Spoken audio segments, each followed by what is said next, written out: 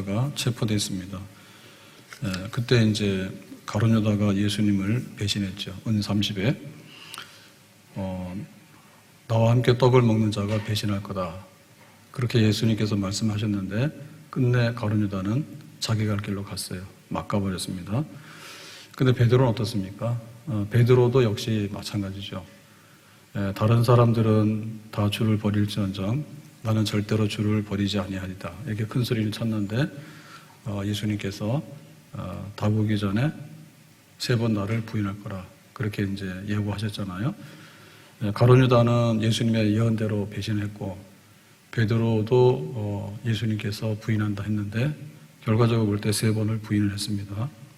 그래서 오늘 말씀 54절에 보니까 첫 번째 부인, 예수를 잡아 끌고 대제사장의 집으로 갈새. 겟세마네 동산에서 체포돼가지고 대제사장 집 가야바의 집에서 신문을 받죠. 베드로가 멀찍이 따라가니라. 베드로가 한 말이 있어가지고 예수님을 따랐어요. 예수님께서 어떤 일을 당하시는가 그랬는데 이제 불을 피워서 추우니까 새벽에 그러니까 이제 얼굴이 이렇게 드러나잖아요. 얼굴 딱 드러날 때 저거 베드로다. 예수님 제자다. 계집종이 알아버렸어. 그랬더니 이제 베드로가 나 아니요. 나 예수님 몰라요. 이렇게 해서 첫 번째 부인하게 되고요. 두 번째는 58절에 보니까 조금 후에 다른 사람이 보고 이르되 집에 그 종들이 많잖아요. 그러니까 또 하나가 너도 그 도당이라. 도당이라는 얘기는 무리들이잖아요. 예수님과 함께 돌아다니는 제자들, 무리들 중에 한 사람 분명하다라고 얘기를 하니까 베드로가 나는 아니다. 해가 두 번째 부인을 했습니다. 세 번째 부인은 59절에 1시간쯤 있다가 또 좀 있다가 또 한 사람이 장담하여 이르되 이는 갈릴리 사람이니 그러니까 갈릴리 사람이라고 그러면 표가 나는가 봐요. 뭐 겉으로 표현하는 방법도 있고 제일 표가 나는 거는 그 사투리나 이런 말투가 있잖아요. 이제 이런 게 이제 표가 나죠. 그래가지고 갈릴리 사람 예수 제자가 맞아라고 하니까 베드로가 나는 아니다. 그러니까 이제 새벽에 닭이 울면서 베드로가 나가서 통곡을 했죠. 자, 베드로가 이제 3번을 부인한 게 맞아요. 그러니까 3번 부인했다는 얘기는 이미 예고됐잖아요. 너 나를 부인할 거다 했잖아요. 그러니까 정신 차려야 되는데 한 번도 아니고 2번도 아니고 3번. 그거를 그냥 순간적으로 한 게 아니라 이렇게 시간이 지나면서 점점점해서 완전히 부인해버렸다. 그 베드로가 이제 예수님 부인한 거 맞아요. 그게 첫 번째인데요. 우리가 오른쪽 왼쪽 하잖아요. 그래서 오른쪽이라고 하는 것은 그야말로 예수님 위해서 죽겠다는 사람이죠. 순교자의 반열인 사람, 죽도록 충성하는 사람들. 그 오른쪽에 있는 극우. 근데 여기 극자도 있거든요. 이거 완전 사탄 편이에요. 그래서 교회를 공격하고 믿는 사람을 잡아 죽이고 뭐 이런 거 하는 사람들이죠. 핍박자들 이런 사람들. 그러니까 요 사이에 있는데 지금 베드로는 여기 근처에서 있는 거죠. 그래서 죽도록 충성하는 사람이 있는가 하면 교회에서는 충성하는데 바깥에 나가면 마음대로 하는 사람 있잖아요. 이런 사람은 약간 이중적이죠. 그죠? 이중적입니다. 근데 이제 회색인 사람이 있어요. 이러나 저러나 나는 나대로 믿는다예요. 그러니까 예수님 따라서 믿는 게 아니라 그러니까 내 방식대로 믿는 사람이에요. 그러니까는 믿는 것 같기도 하고 안 믿는 것 같기도 하고 뜨겁진 않아. 그렇다 해서 차갑진 않아. 미지근해. 주일날은 교회 오고 적당히 하고 이런 사람이 있죠. 근데 이제 여기서 좀 모자라는 사람들이 의심하는 사람이에요. 내가 성경 이런 거에 대해서 못 믿겠다. 기도하더라도 하나님이 응답하시는 거 못 믿겠다. 이렇게 의심하는 사람들이 있어. 근데 의심만보다 좀 더 나쁜 거는 뭐냐면 낙심하는 사람이에요. 그래서 교회는 이제 내가 가서 뭐 하나? 기도는 해서 뭐 하나? 이러고 이제 가지고 이제 주저앉아 가지고는 일어나지 못하는 병든 사람들이 있잖아요. 근데 이제 이 병든 사람이 병이 심하다 보면 배신자가 되는 거예요. 등을 돌렸어요. 그래서 나는 아니에요. 이런 배신하는 거예요. 그래서 이 배신하다 보면 나중에 뭐냐면 아주 파괴적이고 날뛰는 사람이 되는 거예요. 사탄적이 되는 거예요. 그래서 교회를 공격하고 믿는 사람 공격하고 이렇게 되거든요. 그러니까 베드로는 지금 여기까지 떨어졌다고. 어디요? 예수님의 12제자 있잖아요. 그 12제자 중에서도 제일 수제자라 했잖아요. 그러고는 큰 소리 쳤잖아요. 다른 사람 다 버릴지라도 나는 절대로 예수님 버리지 않는다. 이렇게 했던 사람이 미끄러져가지고 완전히 지옥의 문 앞에까지 왔다고 지금. 그래가지고 예수님 몰라요라고 했거든요. 그러면 이 베드로는 도대체 누구냐? 그냥 우리는 그럽니다. 본디오 빌라도 나쁜 놈. 예수님 재판 엉터리를 해가지고. 그 다음에 가룟 유다 예수님 은 30에 팔았어. 이건 나쁜 놈. 그럼 베드로 뭐냐? 베드로 예수님 3번 부인했어. 이거는 뭐 우리가 그냥 완전히 귀에 닳도록 다 알고 있잖아요. 그래서 이제 고난주간만 되면은 또 끄집어내는 거죠. 가룟 유다, 빌라도. 그 다음에 또 부인하는 베드로. 세트 메뉴라 이게. 그래가지고 베드로는 그런 사람이다라고 이렇게 생각하는데 사실 이 얘기는 우리들 얘기예요. 우리도 기분 좋을 때는 주를 위해서 죽는다 했잖아. 아까 손 들고 찬양했죠? 찬양했잖아요. 찬양할 때. 그런데 좀 상태가 안 좋으면 어떻습니까? 그냥 겨우겨우. 그 다음에 상태가 더 안 좋으면 뭐예요? 병드는 거예요. 그래서 몸살 좀 앓다가 그래도 상태가 안 좋으면 뭐야? 주저앉아가지고 들어놓아서 일어나지 않아요. 교회 안 나와. 그리고 상태가 안 좋으면 뭡니까? 그 다음에 등 돌렸어. 성경 봅니다. 기도 안 해. 교회에 대해서도 나빠. 이러고 하다니. 나중 가서 뭡니까? 완전히 이제 막 공격하잖아요. 자기가 했던 거하고 반대로 파괴시키고 공격하고 이런 데 가잖아요. 그러니까 이거는 베드로만 빌렸을 뿐이지 바로 우리들의 얘기예요. 우리 교회의 얘기예요. 교회가 충성할 때는 순교자를 냅니다. 교회가 충성할 때는 순교자를 내지만 교회가 거꾸로 가게 되면요. 교회도 텅텅 비어버려요. 다 예수님 모른다고 부인하고 다 도망가 버려요. 바로 우리들의 얘기예요. 그러면은 베드로는 왜 이렇게 예수님 모른다 했을까라고 할 때 입하고 행동하는 게 달라. 입으로는 호언장담이라죠. 그래서 나중에 천국 가보면은 입만 둥둥 떠다니는 사람 많다니까. 금붕어 입처럼. 말로는 못하는 게 없어요. 아주 소설었어요. 교회 와서도 그래요. 등록할 때는요, 우리 교회 최고예요. 막 이런. 임직할 때는요, 내 죽도록 충성할 거예요. 그런다고. 근데 이거 말로 해놓고 나중 가서 돌아서서 하는 행동을 보면 전혀 아니에요. 허세만 부리는 허세만. 가가지고 막 팁 주고 막 이래가지고 허세만 부리고 카드 쓰고 다닐 때는 뒷감당 안 해. 그냥 막 자기가 부자인 줄 알아. 그 나중 가서 보면은 카드 막지도 못하고 파산나고 빈수레가 요란하단 말입니다. 그리고 뭔가 속이 비었기 때문에 그렇게 말을 화려하게 하고 다니는 거예요. 그래서 우리가 쭉정이하고 알고 이거 조심해야 돼요. 내가 알곡되는 연습을 해야지 이렇게 행동이 따라가는 그런 그리스도인이 되는 줄로 믿습니다. 경건의 모양이 아니라 경건의 능력 이랬잖아요. 모양은 그럴듯하잖아요. 근데 실제적으로 내가 능력을 감당해야지 내 자리가 있는 것이지 겉으로만 막 말해놓고 뒷감당을 못하게 되면 전부 다 나중 가서 뭐냐면 교회 망신, 예수님 망신, 네가 믿는데 그렇게 믿냐? 사람들에게 그런 비난과 공격을 받을 겁니다. 두 번째로 이 베드로가 이렇게 예수님 배신하게 된 것은 십자가의 고난과 죽음에 대해서 몰랐어요. 우리가 이제 부모님을 잘 공경해야 된다라고 하는데 그렇게 시간이 많았는지 잘 모르잖아요. 근데 나중 가서 보니까 뭐예요? 내가 부모가 되니까 살짝 알죠. 그래도 몰라요. 근데 나중 가서 부모님 돌아가시고 나서 보니까 없단 말이에요. 그러니까 나중에는 이제 부모님 찾아서 섬길라 해도 없는 거야. 그러니까는 철없어서 그래, 철없어서. 왜 예수님 모른다고 했겠느냐? 예수님이 날 위해서 대신 죽는다는 걸 알았으면 내가 가서 대신 죽어버리지. 마리아가 그 향유를 부었지 않습니까? 마리아가 향유를 부을 수 있었던 것은 뭐냐면 예수님의 그 임박한 장례에 대해서 직감하고 뭔가 눈치를 챘어요.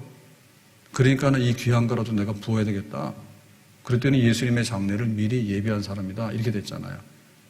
근데 베드로는 예수님 따라다니면서 인자는 예루살렘에 가면 고난을 받고 죽을 거다. 이런 얘기도 했고 베드로는 나를 부인할 거다. 이런 얘기도 했고 다 얘기를 했는데도 거기에 대해서 전혀 공감을 못하고 눈치를 못 채니까 그냥 육신적으로 그래 예수님은 고난당하지만 내가 좀 위태로우면은 나 살아야 되지 그런 마음인 거죠. 예수 나를 위하여 십자가를 질 때 저무지한 사람들 메시아 죽였네. 다 같이요. 예수여 예수여 나의 죄 위하여 보배 피를 흘리니 죄인 받으소서. 베드로가 놀랍게도 나중에 십자가에 거꾸로 달려서 순교하잖아요. 그러니까 그 십자가를 나중에 알게 되니까 야, 나 같은 사람이 어떻게 예수님하고 똑같이 십자가 달리냐. 나는 거꾸로 달려도 좋다. 그렇게 해버렸거든요. 그러니까 십자가 모르니까 그냥 우리의 그 본능적인 대로 하는 거예요. 자기 편리하고 자기 이기심대로 하는 거예요.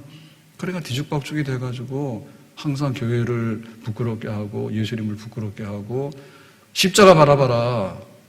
주님이 날 위해서 죽으셨다면은 내가 어떻게 행동해야 될 것인가라고 할 때 십자가 달리는 건 못하지만 십자가 근처로 가는 것 정도는 해야 되지 않을까? 베드로가 왜 예수님 부인했을까? 이거는 뭐 약해서 그렇죠. 겁쟁이 아니에요? 두려움 때문에 그런 거 아니에요? 그럼 왜 약하고 왜 두려울까요? 기도 안 했잖아요. 지금 여기 체포되기 전에 겟세마네 동산에 가서 예수님 제자들하고 기도하는데 예수님께서 막 땀이 핏방울처럼 이렇게 실핏줄이 터지듯이 간절히 기도하면서 내 원대로 고난과 이 죽음을 피했으면 좋겠습니다. 그런데 아버지 원대로 되기 원합니다. 이 바다를 건너갔잖아요. 예? 죽음의 바다를 건너가고 한강을 건너갔잖아. 갈 수 없는 거를 건너갔잖아, 기도 중에. 그랬는데 제자들은 보니까 뭐였어요? 자고 있었잖아요. 그러니까 깨라. 자는 게 웬 말이냐, 깨라. 그래가지고 이제 혼났잖아요. 그러니까 이제 예수님은 이제 기도 중에 아버지 뜻대로 되기를 원합니다라고 결심을 딱 하고 죽을 결심을 하고 지금 여기 지금 대제사장 집에 끌려와서 이제 산헤드린으로 가고 그다음에 빌라도 법정으로 가고 이렇게 되잖아요. 근데 한결같거든 예수님은. 왜냐하면 기도에서 받은 은혜가 있단 말이에요. 그 은혜가 있기 때문에 힘들어도 그냥 그대로 가는 거예요. 십자가를 향해서. 근데 베드로하고 제자들 뭐 했어요? 잤어요. 자다 깨가지고 아이고 피곤하고 졸린데 정신이 멍해가지고 말입니다. 그러니까 이제 그 예수님 따라가긴 따라갔는데 능력이 없어요. 계집아이가 툭 건드니까요. 아이고 나 아니야 그러네.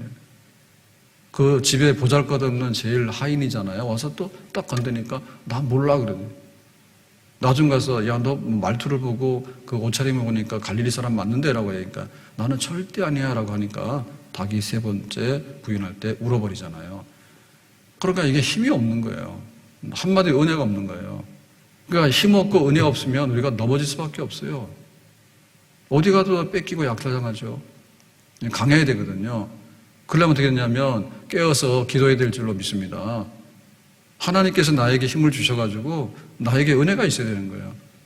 그리고 성령이 정말 충만해야 돼. 그래야지 내 안에 담대하게 그리스도를 위하고 주님을 시인할 수 있는 그런 행동을 하게 되는 줄로 믿습니다. 사도행전 2장 36절에 베드로가 이제 은혜 받고 나서 설교하잖아요. 예루살렘에서. 이스라엘 온 집은 확실히 알지니, 이스라엘 온 집이라고 하는 것은 집이라고 하는 얘기는 백성입니다. 하나님 백성들, 예루살렘에 믿는 사람들. 너희가 십자가에 못 박은 이 예수를 하나님이 주와 그리스도가 되게 하셨느니라. 너희들이 그 유대교, 그 유대인들 말하잖아요. 너희들이 예수를 못 알아봐가지고 이거는 신성모독하고 성전 파괴하는 아주 죽여야 되는 사람이다. 이단의 괴수다. 이렇게 해가지고는 십자가에 못 박아서 처형했잖아요. 근데 이 예수를 하나님이 주, 그리스도, 메시아, 구원자 되게 하셨다라고 하는 거죠. 그러니까 지금 여기에 그 복음을 전할 때 막 3,000명 오순절날 성령 받아서 3,000명이 회개하고 또 이 베드로가 또 설교하고 안진뱅이를 또 베드로가 일으키고 하니까 5,000명이 막 부흥될 때 그때 베드로는 막 날아다니는 거예요. 사람들이 두렵지 않아요. 그래서 지난번에는 그 예수님이 잡혀가는 것만 보고도 겁나가지고 나 몰라요 그러고 도망을 쳤잖아요. 근데 예수님이 죽으신 다음에 베드로가 은혜 받고 나가서는 예수님이 살아났다라고 말하는 거지. 그리고 잡혀가는 거 겁 안 난다니까. 실제로 이 베드로가 복음을 전하다가 잡혀가죠. 네가 왜 예수가 그리스도라고 하냐 하지 마라. 예수는 죽었는데 살았다는 말 하면 안 돼 라고 하는데 베드로는 계속 하잖아요. 그러니까는 오순절날 다락방에서 기도하고 성령 받고 능력을 받고 충만 받으니까 옛날에 베드로가 아니에요. 그래서 우리 안에도 우로 가서 정말 순교까지 할 수 있는 그런 쪽에 쓸 수 있는 사람이 있는가 하면 미끄러져가지고 그럭저럭 하다 나중에 병 들어가지고 시험 들어가지고 나중에 모른다 하다가 에이 모르겠다 예수님 그냥 쳐버리자라고 하는 요 반대 극좌 사탄적인 자리에 서게 되는 이렇게 왔다 갔다 하는데 우리도 기도해서 은혜를 받아야 되겠고 우리가 십자가의 그 은혜가 뭔지, 왜 나를 위해서 주님께서 그렇게 많이 하셨는지, 그러면 나가 조금이라도 해야 되겠다라고 하는 거. 그리고 믿는 것은 말이 아니라 이론이 아니에요. 말로 믿는 거 아니고 머리로 믿는 거 아니에요. 내 마음으로 믿고 진심으로 믿고 마음을 다하고 힘을 다하고 뜻을 다해가지고 내 의지적인 인격과 내 모든 행동과 내 모든 삶을 쏟아부어서 예수를 따르는 그런 제자가 되는 그런 역사가 있을 때 부끄럽지 않은 베드로, 주님을 부인하지 않는 진짜 그리스도인이 되는 줄로 믿습니다. 자, 62절에 보니까 이렇게 말합니다. 밖에 나가서 심히 통곡하니라. 이건 뭐냐면 사고 냈죠, 그죠? 큰 사고를 냈다고. 그랬는데 이제 한심한 거예요. 예수님을 모른다 한 것도 부끄럽고, 근데 또 계집아이가 막 얘기하는데 모른다 한 것도 부끄럽고, 근데 또 하필이면 또 닭이 막 우는 거예요. 닭이 우니까 또 누가 생각이 나? 예수님 말씀이 생각이 나잖아. 너 3번 부인할 거야 라고 했는데 그 생각이 나잖아. 그러니까는 이리저리 이제 한심한 거지. 그리고 예수님은 저 잡혀가지고 순환을 당하는데 자기는 살겠다고 와서 이렇게 등을 돌리고 도망와 있으니까. 그러니까 이제 뭐 했습니까? 심히 통곡하니라 라고 했는데, 이건 정말 복이에요. 복이에요. 우리가 병이 딱 들어오려고 하면요, 이렇게 뭔가 느낌이 오는 게 좋은 거예요. 그래야지 우리가 병을 감지하고, 그 다음에 뭐 쉰다든지 혹은 병원 가서 검사해본다 이렇게 된다. 근데 소리 없이 찾아오는 게 제일 무섭죠. 소리 없이. 그냥 뭐 암 중에도 예후가 안 좋은 거는 뭐냐면 소리 없이 찾아와가지고 거의 사기? 그래서 그 안 좋은 거 중에 우리가 제일 많이 걸린 거 중에 폐암 같은 거 안 좋다잖아요. 그래서 펫CT는 찍어보시라고, 안 되면 10만 원씩 대출받아서 하시라고. 아셨어요? 국가에서 지금 의료보험에서 해주는 이거 엑스레이는요, 암 진단이 안 돼요. 근데 그거 왜 그러냐면 암이 없기 때문에 그런 게 아니라 쩐이 없어서 그렇다니까, 국가에서. 재난기금 막 퍼주는데 그거 10만 원 막 갖다 막 뿌리잖아요, 요새. 근데 아껴가지고 10만 원 해가지고 10만 원인가 12만 원인가 그래요. 그래서 그 펫CT 같은 거는 본인이 하는 게 좋아요. 하시라고. 근데 그거 느낌이 잘 안 오거든요. 근데 딱 나중에 진단 나고 나면 거의 막 사기, 안 좋은 경우가 대부분이에요. 그래서 그것도 아주 안 좋은 겁니다. 뭐 췌장 같은 거는 특히 안 좋잖아요. 췌장암. 좀 느꼈다면 거의 막 사기 막 이럽니다 하면은 안 좋은 거예요. 그래서 그 베드로가 이거를 나가서 울면서 통곡했다는 얘기는 이게 사실 나쁜 징조는 아니에요. 어떻게 보면 좋은 징조예요. 근데 정말로 악질적인 거는요, 자기가 살인을 저지르고도 살인자 아닌 것처럼 하는 사람도 있지. 그리고 흔히 사이코패스를 하잖아요. 사람을 하나, 둘, 10명을 죽여도 별로 죄책감이 없다니까요. 그리고 앞뒤가 논리적으로 맞지 않아요. 자기가 무슨 행동을 했는지에 대해서 전혀 감각이 없어요. 그런 사람 정말 우리가 악마라예요. 그래서 내가 그 주님을 섬기고 이렇게 할 때도 우리는 충분히 순교자가 될 수도 있지만 엎어지게 되면 때로는 완전히 반대편에 쓸 수 있는 그런 성향을 가진 사람들이거든요. 그렇기 때문에 엎어진 게 문제가 아니라 엎어졌을 때 이 사고에 대해서 느낌이 있어야 됩니다. 네? 주일날 교회를 안 왔으면 느낌이 있어야 되는 거고, 내가 뭔가 직분을 잘 감당 못하면 느낌이 와야 되는 거예요. 그래서 내가 일어서야 되겠네 라고 하면 또 역사가 일어날 수 있어요. 그게 뭐냐면 회개입니다. 돌아서면 되는 거예요. 예수님 쪽으로 가다가 반대로 돌아섰잖아요. 그 베드로가 다구는 소리에 통곡해가지고 다시 예수님 쪽으로 돌아서면 되는 거예요. 이렇게 해서 회개의 영을 가진 사람이 복 있는 사람인 줄로 믿습니다. 가룟 유다 뭐 했어요? 가룟 유다 깡다고 세죠. 그러니까 은30 예수님 팔았잖아요. 근데 뭐 했어요? 편할 리는 없겠죠. 은30에 팔고 마음 편하진 않죠. 그죠? 그러니까 뭐 했습니까? 깡이 세니까 가서 목 매달아 죽었다고. 누가 더 세요? 목 매달아 죽는 놈이 세지. 그런데 이렇게 셀 이유가 없는 거예요. 왜냐하면은 그냥 한 대 맞으면은 아파요 라고 깨닫고 회개하는 게 좋은 거지. 때려라. 몽둥이 부러지도록. 그 다음에 막 죽도록 때려라. 이런 거는 아주 완전히 그 정신이 나간 사람입니다. 나간 사람. 이런 종류의 사람이 무서운 거예요. 그래서 항상 비교하는 게 베드로하고 가룟 유다인데 누가 낫냐면 베드로는 울었으니까 이 사람 회복되는 거. 우는 사람은 절대로 망하지 않습니다. 눈물 없는 사람이 망하는 거예요. 말 없는 사람이 무서운 사람이에요. 말하고 수다 떠는 사람은요, 그래도 좀 돌아올 가능성이 있고 이게 좀 정신 차릴 가능성이 있어요. 근데 말 안 하고요. 말을 잃어버리잖아요. 그럼 이 사람 벌써 이렇게 경계선 넘어간 거예요. 넘어간 거예요. 눈물이 나는 사람은요. 그래도 뭔가 회복의 기미가 있는 거야. 눈물 한 방울 안 흘리는 거야. 자기가 잘못했는데도 이런 사람에게는 변화될 가능성이 별로 없어요. 그래서 우리가 마지막에 눈물이 흐를 수 있는 그 마지막에 꺼져가는 심지가 끄지 아니하는 그런 영의 마지막이라도 붙들고 하나님을 향해서 다시 일어설 수 있는 회개의 영이 우리에게 있기를 주의 이름으로 축복합니다. 다윗하고 사울 얘기도 똑같은 얘기죠. 사울은 사실 볼 때 인간적으로 볼 때요 크게 잘못했다고 안 할 겁니다. 왜냐하면 내가 아말렉 사람을 쳐서 승리했는데 그게 무슨 잘못이냐. 그리고 그 제사를 드리는데 사무엘이 제사를 집례하는데 늦게 왔으니까 내가 급해서 내가 대신해서 제사를 드렸다 하는데 뭐가 잘못이에요? 지금 세상적으로 눈으로 보면요 사울은 피해갈 길이 많은 사람이에요. 할 거 다 한 사람이에요. 근데 하나님 보실 때는 너 아말렉을 쳐서 진멸하라 했는데 먹으려고 다 살려놓고 그리고 기다리면은 이제 번제를 사무엘이 와서 집례한다 했는데 자기가 급하니까 빨리 해버린 거잖아요. 그게 하나님 보실 때는 안 좋은 거예요. 근데 이 사울은 회개를 안 해요. 가는 대로 끝까지 가는 거예요. 다윗 죽이려고 끝까지 가는 거예요. 하나님 말씀 끝까지 안 듣는 거예요. 그 다윗은 어땠습니까? 다윗은 그게 아니에요. 네가 그 사람이야. 어떻게 유부녀를 뺏어가서 자기 부인으로 삼냐. 나쁜 놈이라고. 그랬더니 다윗이 뭐랍니까? 내가 그 사람이라고 무릎을 꿇고 회개하잖아요. 시편 51편에. 그러니까 그게 바로 다윗이에요.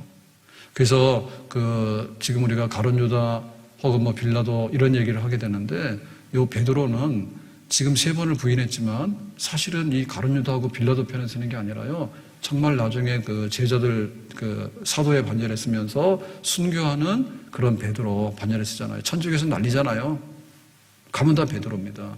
우리는 다 바울이지만 어쨌든 간에 이 베드로에 대해서는 원상복귀가 가능하잖아요. 그게 바로 눈물이었어요. 우리가 이렇게 세상에서는 강하고 담대해야 됩니다.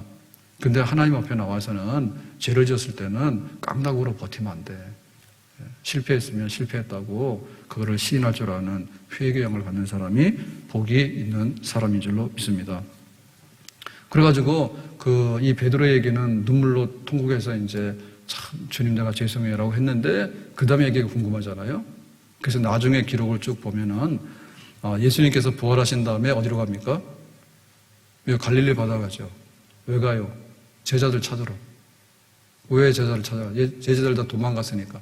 그러니까 도망간 제자들을 찾으러 갔단 말이에요. 갈릴리로. 그러니까 제자들은 뭐 하고 있어요? 옛날처럼 고기 잡고 있죠. 그래서 고기 많이 잡았냐? 그러니까 처음에 몰랐잖아요. 그래가지고 저기 가서 그물 던져라 그랬더니 고기가 많이 잡혀가지고 딱 쳐다봤더니 누굽니까? 부활하신 예수님이에요. 그래가지고 예수님께서 제자들하고 그 고기를 구워서 드시고 식사하시고 그러고 나서 뭐라 합니까? 이제 본론으로 들어가죠.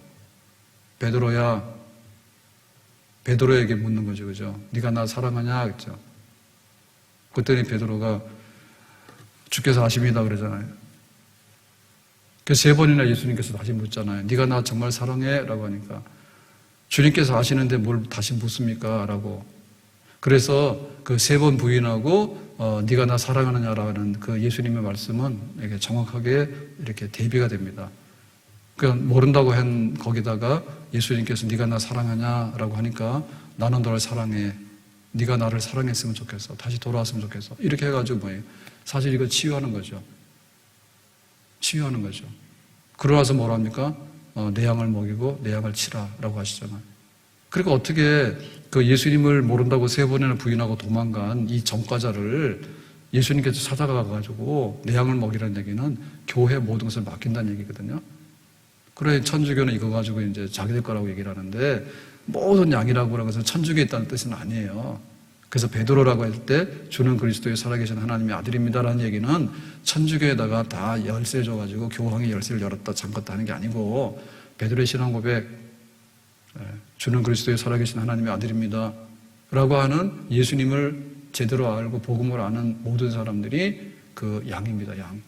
천주교 교인이 양이 아니라 그래서 예수님께서 베드로에게 이 교회를 또 앞으로 이제 열어갈 수 있는 그런 하나의 그 선교의 큰 사명을 베드로에게다 맡기죠. 그러니까는 베드로의 세 번 부인이 결국에는 내 양을 맡기고 교회의 기초를 놓는 베드로로서 예수님께서 처음에 점 찍었거든요. 주는 그리스도의 살아계신 하나님의 아들입니다라고 하니까 내가 이 반석 위에 교회를 세울 것이다 했거든요. 그때는 베드로가 예수님 모른다고 도망가서 지금 이 모양하고 있잖아요. 다시 예수님 찾아가가지고 베드로 잡아다가 네가 나 사랑하냐 하니까 고백을 받아냈잖아요. 죄송해요, 지난번에 부인해서. 내가 주님 사랑하죠. 네가 나 사랑해? 그러면 내 양을 먹이라고, 교회를 세우라고, 복음 전파하라고.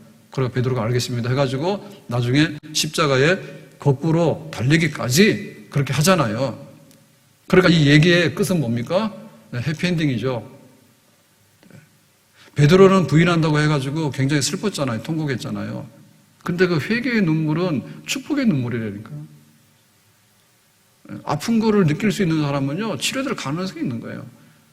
근데 전혀 감정도 없고, 감각도 없고, 때리려면 때려라 그러고, 하나님이 어떻게 하려면 하라 그러고, 이거는 막 가는 건데, 이런 사람들을 가론 유다. 이 사람 빌라도예요. 근데 베드로 같은 경우에는 돌아섰단 말입니다. 돌아섰는데 이 돌아서는 것을 실제로 주도한 것은 뭐냐면 예수님이에요.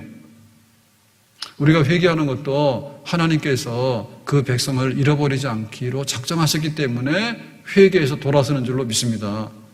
그냥 놔두면요, 회개할 사람 없어요. 우리 고집이 얼마나 센지 압니까? 이 사람들의 죄성이. 그래, 지금 우리 정부가 좀 안 좋아요.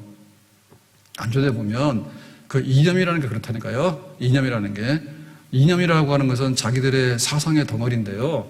이론적으로 볼 때는요, 굉장히 낙관적이에요. 근데 이 그 자연과학의 법칙도요, 이론적으로 보면 낙관적인데 실제로 해보면요, 그게 잘 안 되는 경우가 많아요.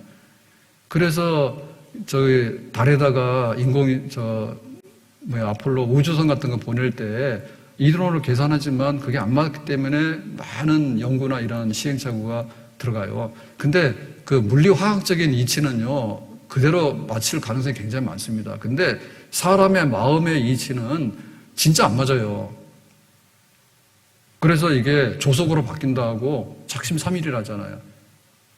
내로남불이라는 얘기예요.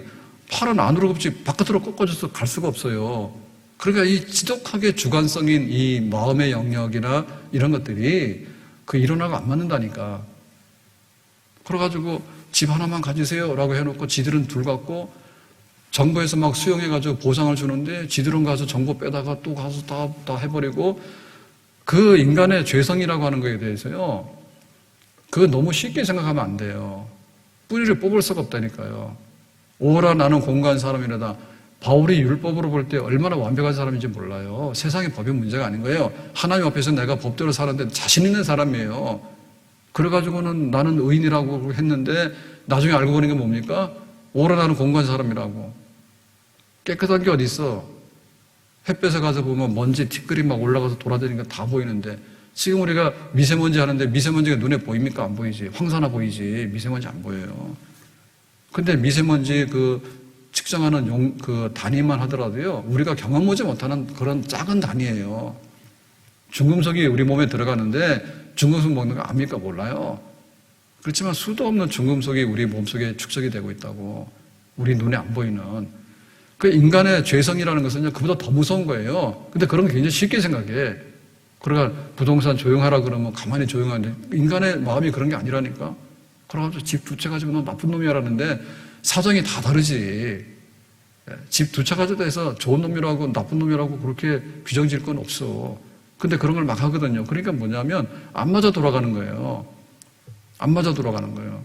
그 너무나 그 이념적으로 보기 때문에, 그 이념은 뭐냐면 낙관주의입니다. 제일로 이념으로 강한 게 뭐냐면 북한의 주체사상이에요. 김일성이 사상 3대 내려오는 주체사상이 제일 이론적으로 제일 강직해. 이슬람 극단주의하고 강직한데 이슬람 극단주의도 더하죠. 김일성이 주체는. 근데 거기에 대해서 얼마나 낙관적인지 모릅니다. 지상천국 만든다. 굉장히 낙관적이에요. 사람들 굶어 죽어도요, 지금도 낙관적이에요. 바보 멍청들이에요. 말 안 돼요. 그 인간이 낙관성이 있잖아요. 사람이 하면 된다고. 인본주의 극치가 그겁니다. 근데 그런 비슷한 냄새, 향기가 난다 그거예요. 여기 지금 이념권이. 그래서 이제 와서 실체를 이렇게 쭉 보는데 우리가 보수적으로 해가지고 좀 잘못됐으면 좀 진보적으로 하고 공화당, 민주당, 미국에서 하잖아요. 그러니까 좀 바꿔가면서 할 필요가 있는 거예요. 근데 이게 지금 좌로 사회주의적이고 좌적이라고 하는 것 중에서도요, 성향이 너무 달라요. 스펙트럼이 너무 달라요. 무지개 색깔이 너무 달라요.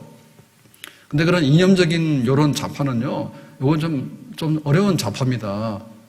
근데 알고 봤더니 대놓고 전부 다 청와대 들어가고 정권 들어가서 장관이 되는데 그런데 너무 강하니까 무슨 부동산 정책도 이념으로 하더라. 이념으로 다. 이념으로.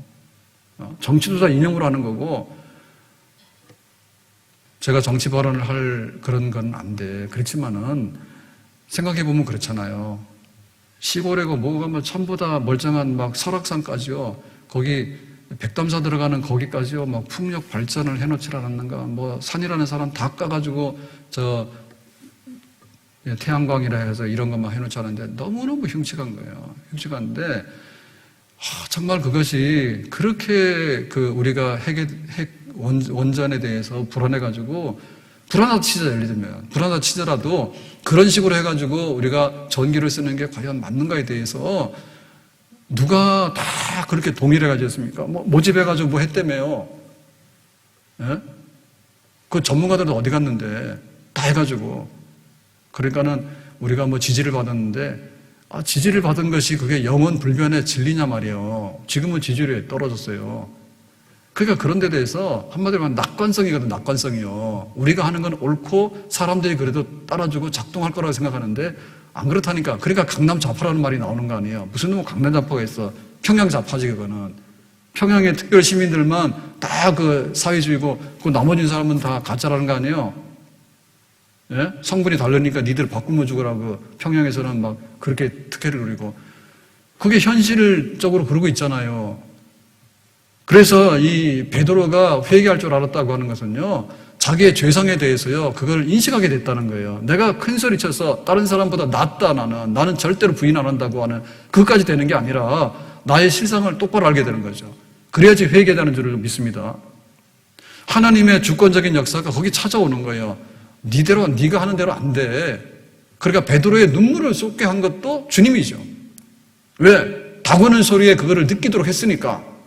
가론 여자는 목매달아서 죽더라도 못 느꼈잖아요. 그 베드로 느꼈잖아요. 회개도 은혜예요. 아멘. 꽃동네에 밥 얻어먹는 것만 해도 은혜라 했잖아요. 주님의 은총이라 했잖아요. 사실이 그렇잖아요. 거지들도 등급이 있잖아요. 동양 다니는데 걸어다니면서 돈 내놔라고 하는 사람은 건강한 사람이지. 근데 완전히 침대에 들어넣어가지고 거동도 못하는 거지는 그야말로 굶어 죽는 거지잖아요. 거지 중에 거지입니다. 그러니까 내가 얻어먹으러 돌아다닐 수 있는 힘만 있더라도 그게 주님의 은총이라. 그러니까 하나님께서 회개형을 보여주시는 게 은혜예요. 더군다나 이렇게 사건을 저지른 3번이나 부인했더니 3번이나 나를 사랑하라 해가지고 그 고백을 받아내고야만은 주님이 얼마나 끈질긴 분인지 몰라. 그래서 우리에게 희망이 있는 거예요. 날 사랑하시는 예수 사랑하심은 거룩하신 말일세 우리들은 약하나 예수 권세만 도다. 주님께서 사랑하시는 게 있기 때문에 베드로 살아난 겁니다. 그러니까 우리가 잘못하고 우리가 부족한 그것이 최후의 마지막 단계는 아니에요. 주님께서 우리에게 어떻게 은혜를 주시고 나를 사랑해 주시고 나에게 능력을 보여주시는가에 대해서 내가 받아들이면 돼. 나를 사랑하냐라고 하니까 베드로는 눈치챘잖아요. 내가 주님 사랑해요. 아시잖아요. 그러면 내용을 먹이라. 교회를 책임지고 앞으로 세계 선교하는데 너로 인해 가지고 세계 선교가 이루어지도록 할 것이다 라고 주님께서 말씀하셨잖아요. 못을 박았잖아요. 근데 이거는 바울의 경우도 마찬가지거든요. 바울도 죄인의 계수예요. 끔찍한 거예요. 예루살렘에 바울 그러면 사람들이 다 숨을 죽이고 도망을 갔다니까요. 이거 완전히 그 동네 아주 돌아다니는 들깨예요. 싼학교로 말하면. 바울이 그런 사람이거든요. 근데 다메섹까지 가서 믿는 사람 체포하러 가고 막 씩씩거리고 막 이렇게 가는데 예수님께서 나타나셔서 너 왜 그러냐 했더니 당신 누군데요? 그러니까 네가 핍박하는 예수라. 그 자리에서 꼬꾸라져가지고 바울이 회심해서 복음을 전하는 사도가 되잖아요. 그러니까는 주님의 사랑이 우리 속에 있기 때문에 우리가 배신자 될 염려가 없다. 주님의 사랑이 있기 때문에 우리가 배신자가 돼가지고 부끄럽게 우리 인생 망하는 쪽으로 그냥 들어갈 이유가 없다. 주님께서 약한 자를 들어서, 주님께서 미련한 자를 들어서, 주님께서 예수님 모른다고 하는 배신자를 들어서, 주님께서 교회에 해를 끼쳤던 이런 악한 사람을 들어가지고 바꾸어서 교회도 세우고 복음도 전하고 하나님께 영광을 돌리게 하는 그런 일을 이루심으로 인해서 주님의 이름과 하나님의 영광이 더 크게 세상에 드러나게 될 줄로 믿습니다. 그래서 죄가 많은 곳에 은혜가 많다고. 왜 베드로에게 은혜가 있느냐? 이것이 있기 때문에 베드로에게 은혜가 있는 거예요. 늘 생각하겠죠. 새벽만 되면 나와서 기도하겠지. 왜? 다구는 게 겁나잖아. 다구는 게 겁나잖아요. 부끄러워서. 그러니까 빨딱 일어나서 오늘도 정신 차리고 기도하고 은혜 받고 내가 내 양을 먹이라 했는데 교회를 위해서. 그리고 나중에 십자가에 거꾸로 달리는 것도 내야 되겠다. 바울도 마찬가지 아닙니까? 나는 죄인의 개수라. 스데반 죽이는데 앞장서고 예루살렘에 있는 믿는 사람 체포하고 그것도 안 되니까 막 화가 나가지고 다메섹까지 달려가가지고 믿는 사람 잡으러 가고 그렇게 했기 때문에 바울이 볼 때 나의 나된 것은 하나님의 은혜인데 내가 죄가 많기 때문에 다른 사도들보다도 더 많은 일을 해야 되겠다고. 그래서 바울은 1차, 2차, 3차 선교로 계속해도 모자라는 거예요. 아직도 배가 고픈 거예요. 우리에게 이번 고난주간을 지내면서 우리의 허물을 발견하는 일은요, 참으로 복입니다. 아멘? 나의 무능을 발견하는 건 복이에요.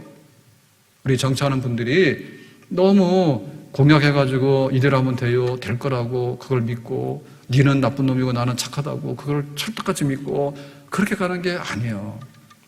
그래서 내 탓이라고 지도자들이 나를 따라오라, 나를 완벽하다 그게 아니라 내가 부족하지만 도와주세요.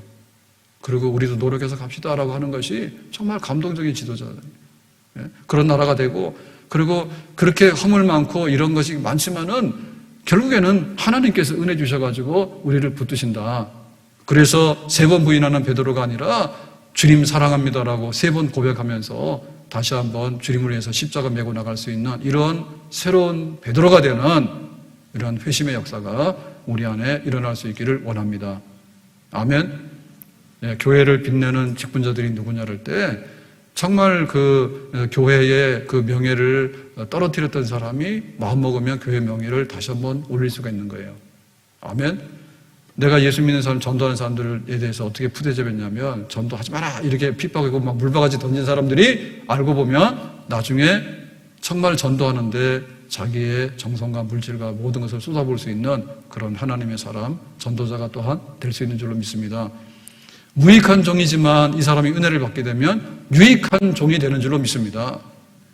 정말 베드로처럼 앞과 뒤가 안 맞는 호언장담해가지고 사건 내고 엎어졌던 부끄러운 과거가 있는 사람이 능력받고 은혜받고 다시 한번 새로운 소명을 받게 되면 하나님 앞에서 더 크게 일할 수 있는 그런 복되고 복된 사람이 될 수 있는 줄로 믿습니다.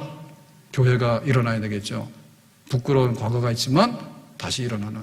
그리고 세상 사람들이 교회에 향해가지고 뭐가 어떻고 많이 했지만 우리가 다시 한번 재정비해서 교회가 교회답게, 교회가 우리 나라의 미래를 향해서 제사장에 대해서 기도하고 교회가 하나님 말씀을 선포해서 이 땅이 정말 그 돈 가지고 움직이는 세상이 아니라 하나님의 말씀이 흘러가서 그 말씀이 풍성한 그런 나라가 되고 그 인간의 좁은 이념이라고 하는 사상 그 이상의 하나님의 사상, 하나님께서 진리가 되시고 하나님께서 이 땅의 주인 되시고 하나님께서 우리 모든 인생의 생사화복을 주관하시고 하나님께서 역사의 주관자가 되신다고 하는 하나님을 발견하고 하나님 품 안에서 다시 한번 바로 서는 그런 나라, 우리나라가 될 수 있도록 부끄러운 베드로가 아니라 바로 서는 베드로가 된 것처럼 나라가 바로 서고 교회가 바로 서고 우리 직분자들이 바로 서고, 그래서 주님 모른다고 했던 베드로가 아니라 주님을 사랑합니다 해서 십자가에 거꾸로 달리는 것까지를 감당하는 새 베드로 되는 역사,